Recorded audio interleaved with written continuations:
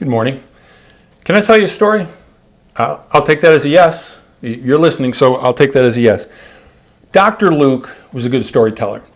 Yeah, he wrote the Gospel of Luke, and then he also wrote the book of Acts. So I want to share a common account about Jesus calling some of his first followers and try to take church ideas out of it. It's just this preacher who's out there by a lake and some fishermen, just some ordinary kind of blue-collar folks. It was just an encounter, but it was life-changing. It was really life-changing. So Luke says one day as Jesus was preaching on the shore of the Sea of Galilee, great crowds pressed in to hear him preach. So Jesus notices there's two empty boats there because there's a bunch of guys that had just been out. Well, we now know that it was James and John and Peter and Andrew, and they were cleaning their nets because they'd been fishing all night. And the reason you fish at night is because the fish can't see the nets. That's why it works better at night. So anyway, Jesus notices that these boats are empty and he's got this crowd pressing in on him, and he's just thinking, you know what, it would work really good if I could use Peter's boat. So he gets in Peter's boat with Peter. Peter's probably sitting there behind him, and I don't know, I was trying to figure this out today. Was Jesus standing up? I mean, if I was standing up in a boat, I'd be doing this. But anyway, Jesus preaches, and it goes really well. But think about Peter. You know, he lets him use his boat. Would you let Jesus use your boat? Would you let Jesus use your car? Now, it's probably not going to happen where you go out one day and there's a note on your driveway or your mailbox or something, I needed your car, see you later, Jesus. But maybe it means you go out of your way to take someone where maybe you didn't really want to. Can Jesus use your house? Maybe you could host something at your house. See, well, that's for a whole nother day. I mean, I could talk about stewardship, but are you willing to let Jesus use what you've got? Because sometimes, I learned this a long time ago, with a young student, you can say, I really need your help with something. Instead of saying, I want you to do this, I ask for their help, and almost always they'd be like, yeah, what can I do? I think Jesus does that with us a lot of times. So afterwards, when he finished speaking, he says to Peter, now go out where it is deeper and let down your nets to catch some fish. Peter's like, you have no idea how tired I am.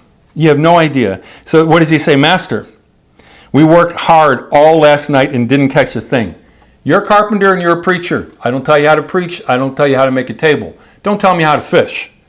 But here's the hinge of Peter's life. His life changed with this statement. But if you say so, I'll let the nets down again. Even though it's broad daylight. Even though the fish can see the nets. Even though it makes no sense. But you say so. Does Jesus ask you to do some things sometimes that don't make sense? But if he says so, I encourage you to do it. So we know how the story goes. He goes out, lets down the nets. They have so many fish, they have to call out the other boat. And you'd think Peter would say something like, Jesus, let's go into business together. Pete and Jesus. It's got a nice sound to it. We will have so many fish, we can open up store after store after store. No, that wasn't his response at all. No, afterwards he said, "Oh Lord, please leave me. I'm too much of a sinner to be around you." He recognized that he had encountered God himself. He did. He just knew this was an incredible encounter. Peter said yes, because you say so. What is there today that Jesus is asking you to do? And you're like, that doesn't really make any sense.